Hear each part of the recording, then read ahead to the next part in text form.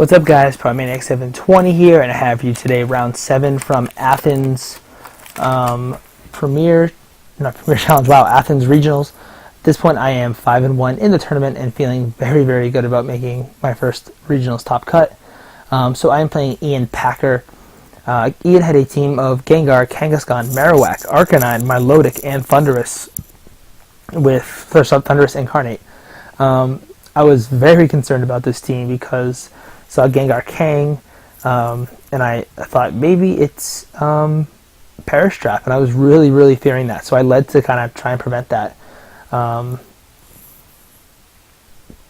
Definitely was, like, I didn't want to go out because of a Perish Trap team. So I end up leading Shiftry and Sableye because I figured I can knock off, or I can Tailwind, or I can Taunt. Like, there's a million things I can do. But actually it's Thundurus Kang, so I immediately am just like, maybe it's not a Perish Trap team.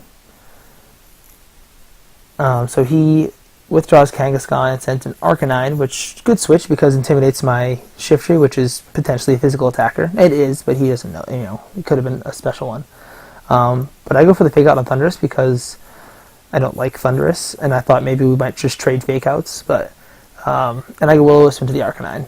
So he goes for the Thunder Wave onto Shiftry, which is fine with me because I get a Taunt off onto his Thundurus.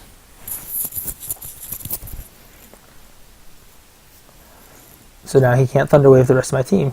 His Arcanine goes for the Fire Blast, but Sableye avoids it, thank God. And I knock off his Thundurus, and I'm able to knock off the Life Orb, which was good to know. So Thundurus switches out, and he switches in Kangaskhan, which is fine with me because I actually Will-O-Wisp that slot because I figured worst comes to worst, either he switches it out or I get chip damage on Thundurus and it gets KO'd in 2 turns. It's always nice to Sableye avoids the attack again. It's always nice to get a burn on a Kangaskhan on a switch because it really it just makes everything so much easier. I do knock off Rocky Helmet from Arcanine, and I get another critical hit there, so I've had 2 avoids and a crit already.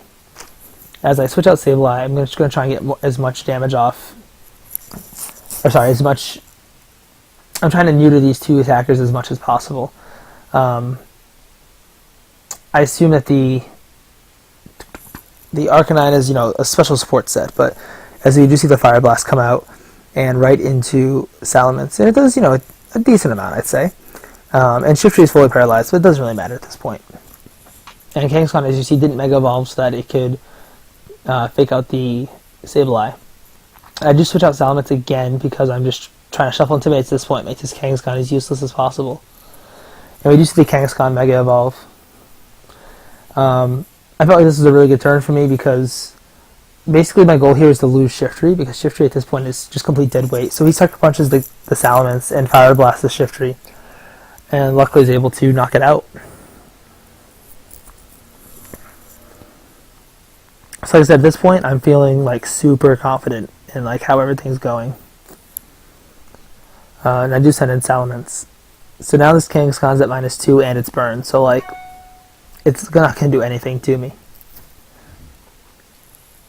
And I just switch out Sableye because I want to Earthquake here. And I switch in Thundurus since obviously it avoids Earthquakes. So of course I finally Mega Evolve because I don't really need to shuffle anymore. Intimidates.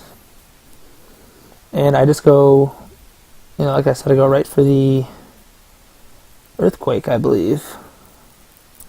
We do see the Sucker Punch from Kangaskhan onto my Salamence. The first hit does 10 damage, second hit does 4, so you see how, Salamence's bulk combined with Intimidate and Burn, how that does.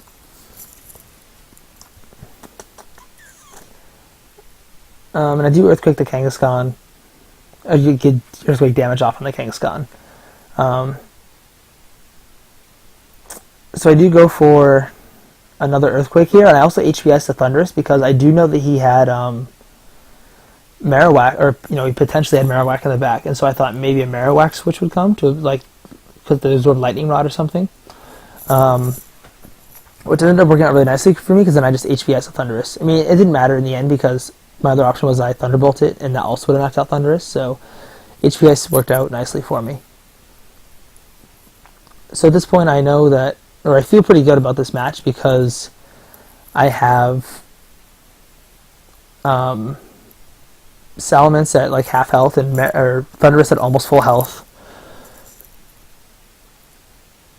And there's Arcanines in the red, and Marowak's special defense is pretty crappy, so I mean Thunderous's HPI should be pretty good. And plus I still have Sableye in the back for a Will-O-Wisp. And that's actually what I end up doing, is I don't want Salamence intimidated at all.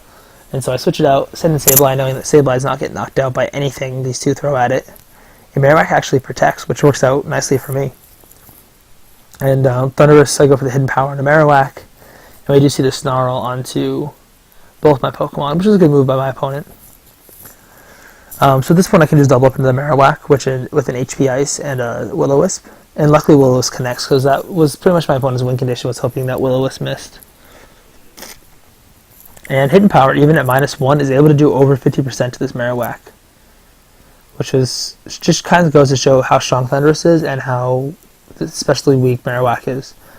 We do see a Fire Blast into Sableye. And we also see a Rock Slide, which is actually able to knock out Thunderous, which I was very surprised to see.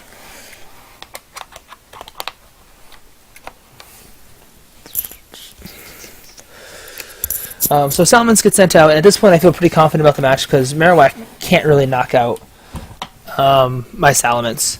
So I do go for the feint on Marowak just in case it decides to protect, and I Earthquake, not even caring about KOing my own Sableye. Arcanine gets knocked out by it, but Marowak actually survives it, which I think is a testament to Marowak's physical bulk.